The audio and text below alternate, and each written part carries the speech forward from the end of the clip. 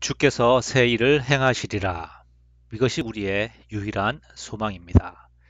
이사야 43장 44절의 말씀을 가지고 생각해 보도록 하겠습니다. 오늘날 교회 사역과 또 우리의 성도의 삶을 볼 때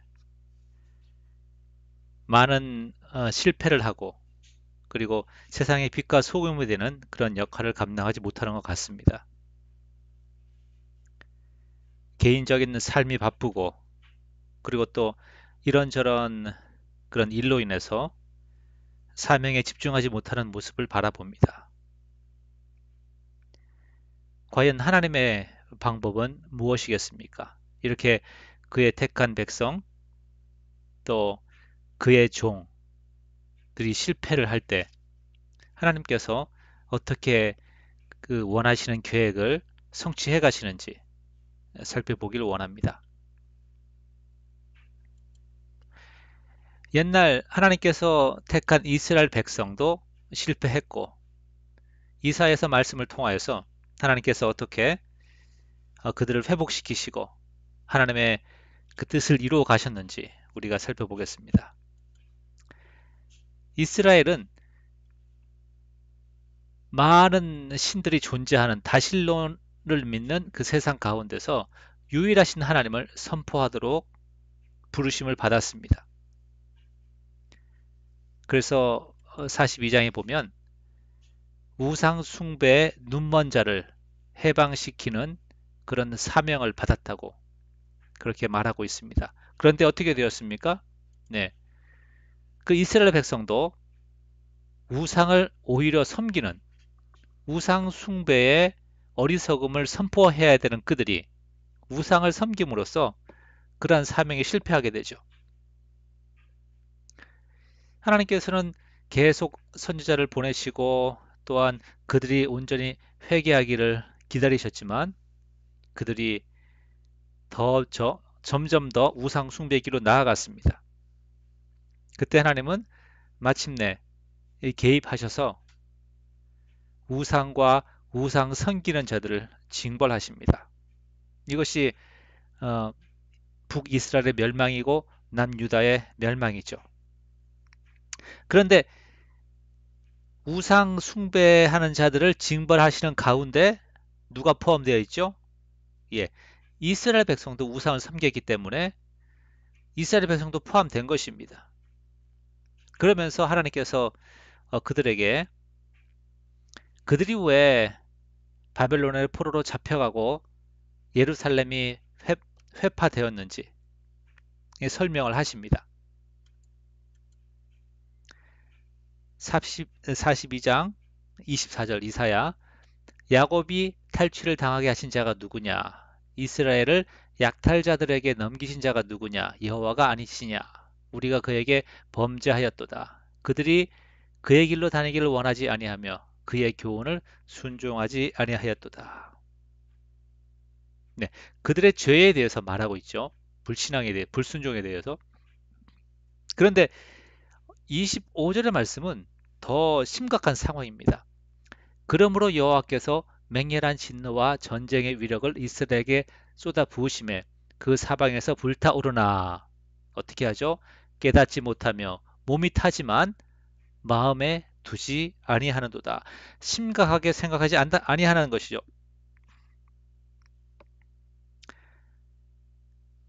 북이스라엘이 멸망을 당하고 남유다의 다른 성읍들이 다 바벨론에게 넘어갔지만 이제 물이 목에 차오르는 것처럼 예루살렘이 함락되기 직전이지만 이들은 아직도 하나님께 온전한 회개하지 아니하고 하나님께 돌아오지 아니한다는 것이죠. 그들이 매를 우상 숭배로 인해서 매를 맞고 있지만 그들은 그들이 우상 숭배로 인해서 매를 맞는다는 그 사실을 알지 못하였고 또 심각하게 생각하지 아니하였다고 마음에 두지 아니하였다고 말합니다. 그들은 무지와 죄, 완고한 고집에 가득 차 있었습니다.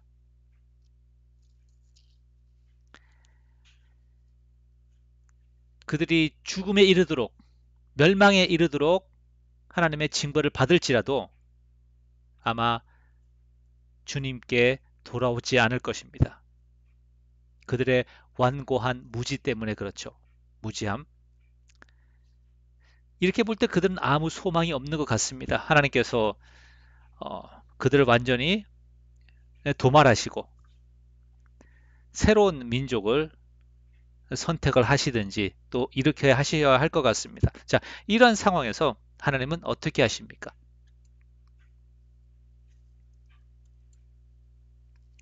하나님은 그들에게 오셔서 그들을 구원을 하신다는 사실이죠. 43장 1절, 2절. 야곱아, 너를 창조하신 여호와께서 지금 말씀하시느니라. 이스라엘아, 너를 지으신 이가 말씀하시느니라. 너는 두려워하지 말라. 내가 너를 구속하였고 내가 너를 지명하여 불렀나니 너는 내 것이라. 내가 물 가운데로 지날 때에 내가 함께 할 것이라. 강을 건널 때에 물이 너를 침몰하지 못할 것이며 내가 불 가운데로 지날 때에 타지도 아니할 것이요 불꽃이 너를 사르지도 못하리니. 네, 그들이 바벨론의 포로로 잡혀갔지만 주님께서 그들을 보호하셨다는 것이죠. 다니엘과 그의 친구들을 불꽃 가운데서 그리고 사자굴에서 보호하셨습니다. 또 에스더서를 보면 유대인을 다 멸절하려는 하만으로부터 하나님께서는 그 민족을 지키셨습니다. 그들이 비록 포로였고 노예였지만 하나님은 그들과 함께 하심으로 지키신 것이죠. 이것이 우리와 오늘날 우리를 향하신 하나님의 보호하심과 같습니다. 우리의 믿음의 여정, 삶의 여정이 쉽지는 않지만 하나님께서는 매일매일 필요한 일용할 양식들을 주시고 그리고 또한 우리가 무사히 천국에 이르기까지 우리의 생명을 지키시는 것이죠. 그리고 이러한 보호하심과 구원하심은 우리의 의로움 때문이 아니라 바로 하나님이 우리의 보호자가 되시고 우리의 구원자가 되신다는 것이죠. 대저 나는 여호와 너의 하나님이요 이스라엘의 거룩한 이요 내 구원자임이라. 이 하나님의 이름이 구원자라고 말씀하시죠. 내가 애굽을 너의 속량물로 구스와 스바를 너를 대신하여 주었노라. 이렇게 하나님께서는 하나님의 진노하신 가운데서도 그 백성을 향하신 긍휼하심을 잃지 않으시는 것이고 바로 그것은 하나님의 얼굴은 우리를 향하여서 진도하시는 것 같지만 그 마음은 우리를 향한 사랑을 가지고 있으신 것이죠. 자, 그러면 이렇게 질문할 수가 있을 거예요. 하나님께서 나중에 구원하실 것 같으면 왜 징벌하시는가? 이렇게 질문할 수 있죠.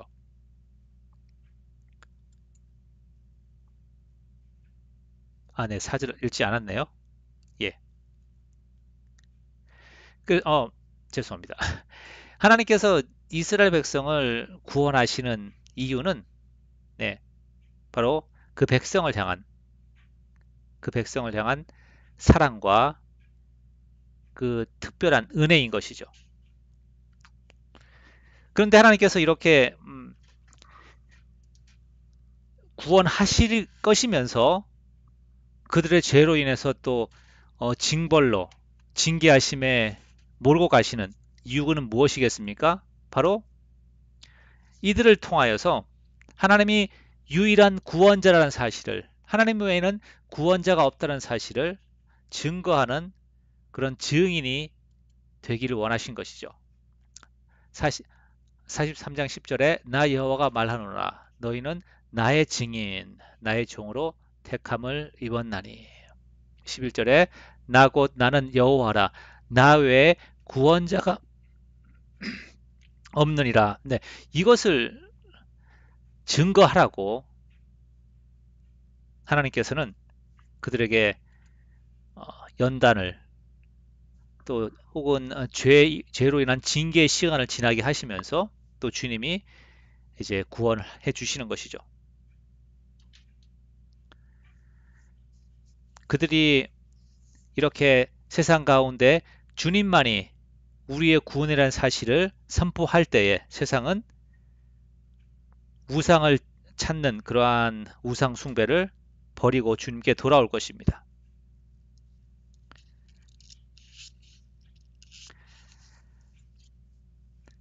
이로 인해서 우리가 많은 그런 연단의 시간들을 지나게 되고요. 그래서 우리는 주님만이 우리의 구원의심을 깨닫게 되는 것입니다. 그런데 여기서 문제가 하나 있는 것은 우리가 아무리 많은 구원을 경험해도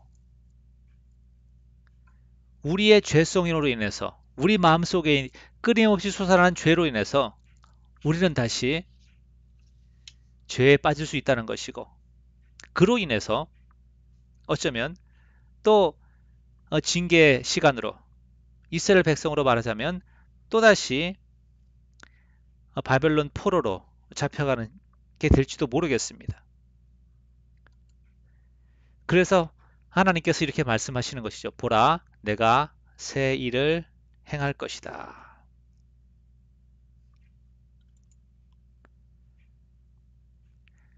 사세기의 이야기처럼 반복되는 죄와 구원의 삶은 주님이 원하시는 것이 아니죠. 그러면 하나님께서 행하실 새 일은 무엇이겠습니까? 이렇게 반복되는 그런 것을 끊게 하시겠다는 것이고 그것은 바로 죄와 사망으로부터의 완전한 구원을 말하는 것이죠.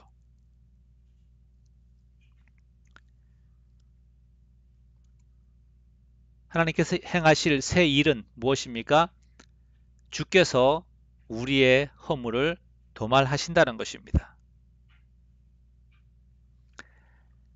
구약에서 죄를 지은 사람이 희생 제물을 가지고 와서 자기의 죄를 고백하고 죄의 희생을 드림으로써 죄의 사함을 받았죠. 그런데 무지한 이스라엘 백성들, 참으로 회개하지 않는 저들을 위해서 하나님께서 친히 죄의 희생 제물을 준비하시고 하나님께서 그들의 죄를 용서하신다는 것입니다.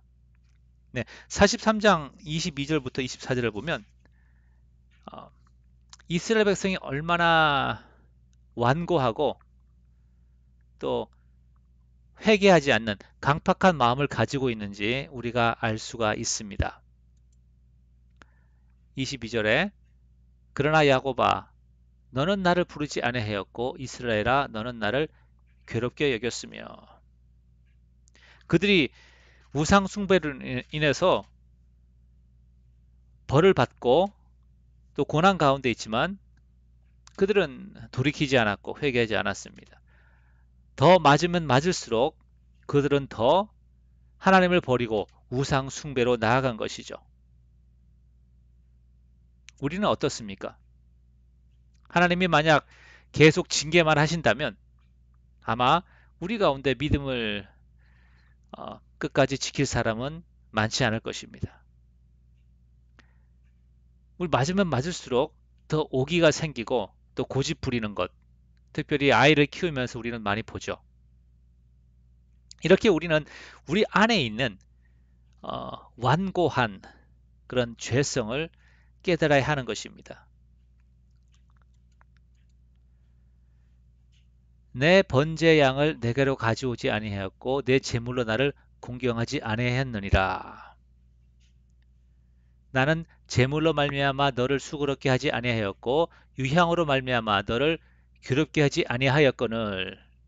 그러니까 하나님께서 과도한 제물을 요구하신 것도 아니고 또 유향을 만들라고 너희를 번거롭게 한 것도 아니었다. 그렇게 원하지 않았다. 그런데 너는 나를 위하여 돈으로 향품을 사지 아니하며 희생의 기름을 나를 흡족하게 하지 아니하였고 내 죄짐으로 나를 수고롭게 하며 내 죄악으로 나를 괴롭게 하였느니라. 나는 내게 재물을 요구해서 너를 수고롭게 하지 아니하였는데 너는 너의 죄짐으로 나를 수고롭게 하며 하나님이 그것을 용납하시고 그것을 도말하시고 치우시고 정결케 하시는 하나님께 죄짐을 그 그죠 수고롭게 해야 했다는 것입니다. 이렇게 비유를 할 수가 있을 것 같아요. 집에 아이가 있는데 그 아이의 방 요즘에 아이들 방 알아서 정리하는 아이도 많지 않죠. 방을 너무나 어지럽게 쓰는 거예요. 그래서 계속 부모가 잔소리를 합니다. 방 좀 치우라고. 그래도 아이는 안 치우는 거예요. 예. 그럼 어떻게 합니까? 부모가. 할 수 있나요? 예. 가서 치워줘야죠. 이것이 부모와 자식 간의 관계인 것이죠. 우리가 죄를 지으면 하나님께서 그 죄짐을, 그 죄의 그 지저분한 것들을 하나님이 다 청소하시고 치우신다는 것입니다. 이런 식으로 우리의 죄짐으로 인해서 하나님을 수고롭게 하였다는 것이죠.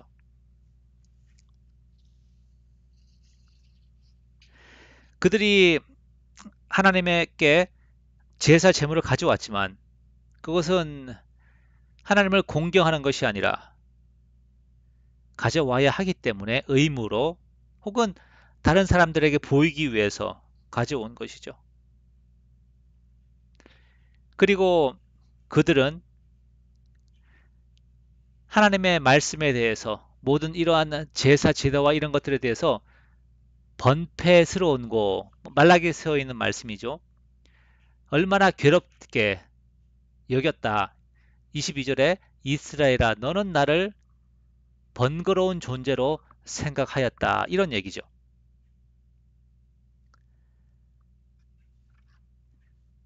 우리 가운데 그런 경험 있죠.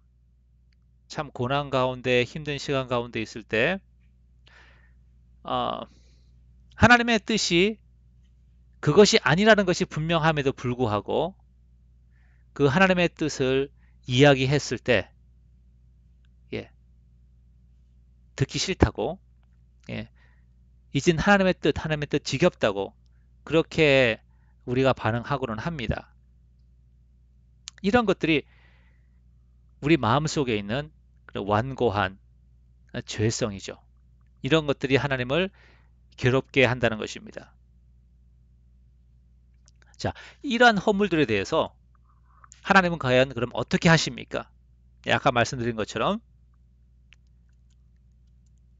하나님께서 우리의 허물을 도말하시는 것이죠.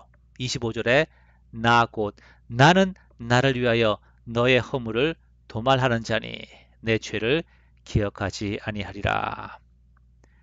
나 곧 나는 두 번 반복되고 있습니다. 이것은 너의 허물을 없애는 사람이 없애는 자가 바로 나 하나님이라는 것입니다. 죄를 지은 자가 죄의 희생 제물을 가져와야 하지만 그들이 자기가 진정으로 회개하지도 아니하고 자기가 지은 죄에 대해서 미안한 생각도 없이 그렇게 뻔뻔한 가운데 무지한 가운데 있으니까 하나님께서는 하나님이 그 죄의 희생 제물을 준비하시는 것이죠. 그 아들 예수 그리스도를 보내셔서 우리의 희생 제물로 준비하신다는 것입니다. 예수님께서는 오늘도 살아계시고 하나님 앞에 하나님 앞에 그의 피를 가지고 나아가셔서 우리를 위해 계속 간구하시죠. 그렇기 때문에 예수 그리스도의 어, 죄의 희생은 영원한 것이고 지금도 계속되고 있는 것입니다. 특별히 26절, 27절을 보면 우리가 이러한 어, 하나님의 죄 용서, 우리를 위하여서 아들을 내어주시는 그 은혜 도저히 우리에게 우리는 받을 자격이 없다는 것을 말하고 있죠. 너는 나에게 기억이 나게 하라. 우리가 함께 변론하자. 너는 말하여 내가 의로움을 나타내라. 제발 말해봐. 네가 뭘 잘했는지. 이렇게 말씀하시는 것이죠. 왜 멸망하였느냐? 바로 너의 시조가 범죄하였고 너의 교사들이, 너의 선생들이, 너의 율법사가 나를 배반하였으니 하나님이 어떻게 하십니까? 그러므로 내가 성소의 어른들에게 욕되게 하며, 성소의 어른들, 여기서는 어, 여러 가지 해석이 가능하지만 문자적으로 가장 가까운 해석은 성전의 제사장들이 되겠습니다.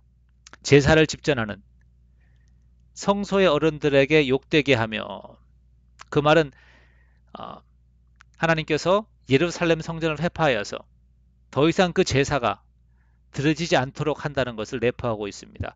야곱이 진멸당하도록 내어주며, 대부분 포로로 잡혀가고 죽고 하죠. 이스라엘이 비방거리가 되게 하리라. 어떤 번역에는 이제 하였노라 과거로 나오고 있습니다.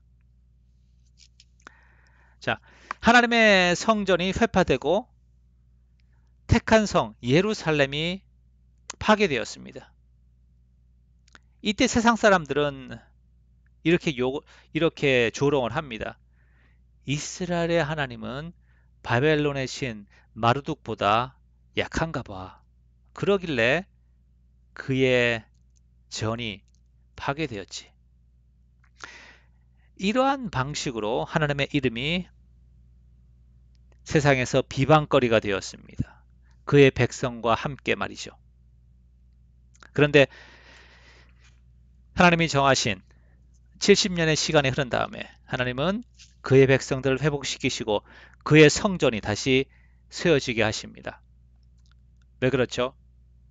하나님은 그의 이름을, 그의 성전이 더 이상 비방거리가 되도록 남겨둘 수 없었기 때문이죠. 이렇게 말씀할 수 있겠습니다.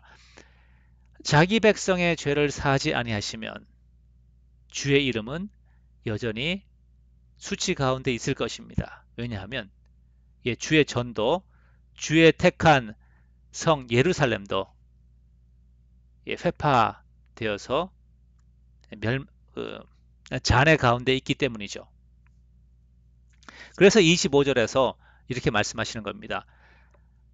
나는 나를 위하여, 나의 영광을 위하여서 나의 택한 백성, 너의 죄를 용서한다. 이렇게 말씀하시는 것이죠. 실제로 500년 후에 예수 그리스도께서 우리의 죄를 위해 십자가에서 그 수치를 감당하심으로써 우리의 허물을 도말하신 것입니다. 그런데 우리의 죄가 예수님의 피로 인해 씻음 받았지만 성령에 의해서 그것을 깨닫기 전까지는 우리가 그것을 알지 못하는 거예요. 마치 예수님의 제자들이 성령이 임하기 전까지는 십자가의 의미를 깨닫지 못한 것처럼 말이죠. 그래서 하나님께서 진정으로 우리에게 깨달음을 주시고 우리가 하나님의 증인으로 세워지기 위해서는 새로운 일을 하셔야 됩니다. 그것이 바로 성령을 부어주시는 것이죠. 1절, 2절을 보면 성령을 부어주시는 이유가 바로 택한 종이기 때문에, 택한 민족이기 때문에 성령을 부어주시는 것입니다. 나의 종 야곱, 내가 택한 이스라엘아 이제 들으라. 너를 만들고 너를 모태에서부터 지어낸 너를 도와줄 여호와가 이같이 말하노라. 나의 종 야곱, 내가 택한 요스루나. 하나님의 첫 번째 말씀이 무엇이죠? 두려워 말라.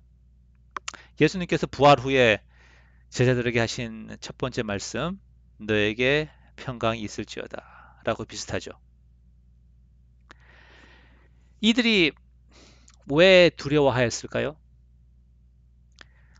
네, 바벨론 포로에서 돌아와서 성전을 다시 재건하고 제사를 회복하였습니다. 하나님의 은혜로 작은 공동체가 다시 형성이 되었습니다. 그런데 그들의 마음 가운데는 두려움이 있는 거예요. 어떤 두려움이죠? 다시 죄를 지으면, 다시 우상 숭배를 하고, 다시 하나님께 불순종하는 가운데 나가면 언제 또 다시 포로로 끌려갈지 모르는 겁니다. 네, 그래서 어, 에스라나 에스라 뒤에 보면 이들이 이제 이방 여인과 결혼한 것에 대해서 상당히 엄하게 다스리는 것을 볼 수가 있습니다. 예, 잠깐 뭐 얘기를 하면 이방 여인과 결혼한 이스라엘 백성들에게 에스라서 뒤편에 있는 겁니다. 그 이방 여인과 아들들을 자녀들을 다 내어 쫓으라고 결의를 하고 그것을 지키도록 그렇게 그렇게 합니다. 물론 그 중에 이제 안 지키는 사람도 있었지만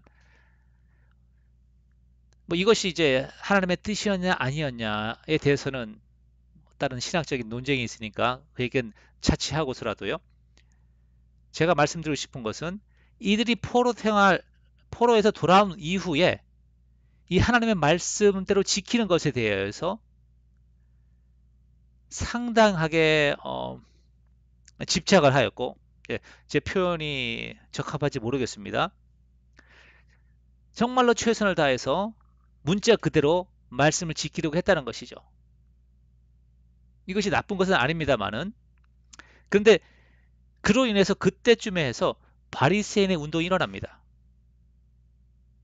그래서 이들이 생각하기를 율법을 그대로 지키면 다시는 포로로 팔려가지 않을 것이다. 예, 율법을 지키는 것은 좋은데 이들이 생각한 것은 내가 율법을 지킴으로써 하나님이 나를 심판하지 못하도록 그래서 다시 포로로 팔려가지 않도록 하겠다라는 자기의 의지와 결단을 의지하는 자기의 어떤 능력을 자기의 믿음, 신앙생활을 의지하는 그런 자기 의를 구하는 모습으로 발전하게 되는 것이죠. 그래서 하나님이 말씀하시는 겁니다. 두려워하지 말아라. 다시 포로로 팔려가는 일이 없을 것이다. 왜냐하면 너희에게 한 왕, 다윗 왕의 다윗의 후손 메시아를 보내서 다시는 내 백성이 흩어지는 일이 없도록 할 것이다. 이것이 이제 뒤에 선지서에서 나오는 그런 메시아에 대한 예언이죠. 그래서 그들은 주님을 의지하고 주님을 더 하나님의 이 계획을 더 의지했어야 됐죠. 두려워하지 말고 그 하나님의 계획이 무엇입니까? 예, 나는 목마른 자에게 물을 주며 마른 땅에 시내가 흐르게 하며 나의 영을 내 자손에게 나의 복을 내 후손에게 부어주리니 그들이 풀 가운데 솟아나기를 시냇가에 버들같이 할 것이라. 하나님께서 모든 식물에게 비를 내려서 그들이 왕성하게 자라나고 열매를 맺는 것처럼 하나님께서 성령을 그의 자녀들에게 부어심으로 인해서 그들이 축복을 누리게 될 것이다. 그리고 이것이 이제 미래에 일어나는 것이죠. 그죠? 어, 내 자손에게, 내 후손에게 부어준다고 3절에서 말하고 있잖아요. 예수님의 승천 이후에 오순절에 성령께서 임하심으로 그들은 하나님께로 나아와서 기쁨으로 하나님을 섬기고 또 공동체를 이루었으며 이것이 사실은 이제 앞에서 22절에서 얘기했던 하나님의 법과 하나님의 뜻을 귀찮게 번거로운 것으로 여겼던 그런 것과는 대비되는 것이죠. 무엇입니까? 무엇이 그런 차이를 만들었습니까? 바로 성령의 부으심으로 인해서 차이가 생기는 것이죠. 그래서 5절에 한 사람은 이르기를 나는 여호와께 속하였다 할 것이며 또 한 사람은 야곱의 이름으로 자기를 부를 것이며 그들이 자랑스럽게 나는 크리스천이다. 나는 하나님을 섬긴다. 라고 말하고 또 그렇게 하나님의 자녀가 되고 싶은 마음이 생긴다는 것이죠. 또 다른 사람은 자기가 여호와께 속하였음을 그의 손으로 기록하고 이스라엘 이름으로 존귀 여김을 받으리라. 성령이 우리에게 임하시면 우리의 마음이 새로워지는 것이죠. 완고했던 그 마음, 그 고집스러운 마음이 변하는 것이죠. 그리고 부끄러워했던 것, 이제는 자랑스럽게 친구들에게 복음을 전하는 것입니다. 그리고 성경 말씀 읽고 기도하고 또 하나님의 교회를 섬기는 것, 이것을 하나의 해야 하는 어떤 귀찮은 일 중 의무로 여겼던 그런 것들이 이젠 더 이상 의무가 아닌 기쁨으로 하는 그러한 즐거운 시간이 되는 것이죠.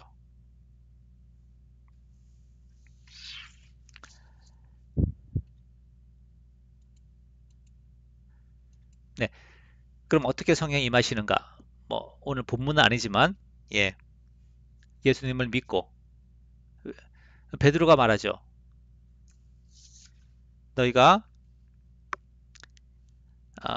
회개하고 예수의 이름으로 세를 받으면 약속하신 성령을 선물로 받을 것이다. 예, 그리고 이제 누가복음에서 예수님께서 하늘에 계신 아버지께서 구하는 자에게 성령을 주시지 않겠느냐. 그리고 바울은 데살로니가 전서 5장 19절에서 성령을 소멸치 말아라. 우리 마음속에서 말씀하시는 성령의 음성에 귀를 기울이라고 말합니다. 이렇게 살 때 우리 안에 성령을 부어주시는 그러한 축복이 넘칠 것입니다. 말씀을 정리합니다. 오늘날 말세를 맞이하여서 교회 사역이 많은 변화가 있고 또 쇠퇴하는 경우도 있고 그러면서 참으로 믿음 있는 자를 찾아보겠느냐고 주님이 말씀하신 것처럼 많은 그리스도인들이 실족하는 것을 봅니다. 그것이 또 어,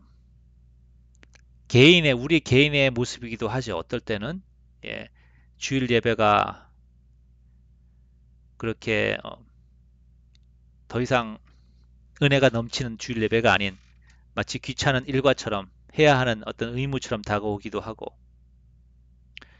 계속되는 실패 가운데서 과연 내가 하나님의 일꾼으로 쓰임 받을 수 있겠나 그런 생각들을 하게 됩니다. 이러한 모든 문제의 근원이 무엇입니까? 바로 우리 안에 있는 죄성이고 완고함과 무지가 가득한 죄성이죠. 이것을 우리는 해결할 수 없다는 사실을 깨달아야 합니다. 오직 해결하시는 분은 무엇이죠? 우리의 유일한 구원자 되신 주님과 그리고 또한 그분께서 행하실 새로운 일, 이 우리의 유일한 소망이고 해결책이라는 것입니다. 주님께서 이렇게 말씀하십니다. 보라, 내가 새 일을 행하리라. 우리가 행하는 것이 아니에요. 그 어느 누구가 목사님이 해주는 것도 아니에요. 주님께서 행하실 새 일을 보라는 것입니다. 그 새 일이 무엇입니까? 2000년 전에 이루어진 십자가 희생, 우리의 죄를 도말하시기 위해서 우리의 죄값을 치르셨다는 사실이죠.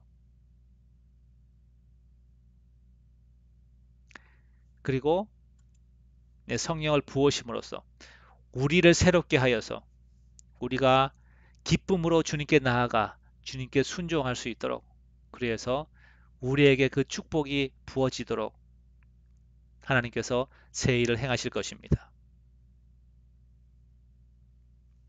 우리의 삶 가운데 우리가 매일매일 새로운 날을 맞이하고 새로운 문제 가운데 새로운 도전에 직면하고 있습니다. 우리의 삶과 우리의 교회 가운데 주님께서 행하실 그 새 일이 필요한 것입니다. 오늘도 그러한 새로운 일을 행하실 주님을 기대하며 십자가를 바라보시기 바랍니다. 감사합니다.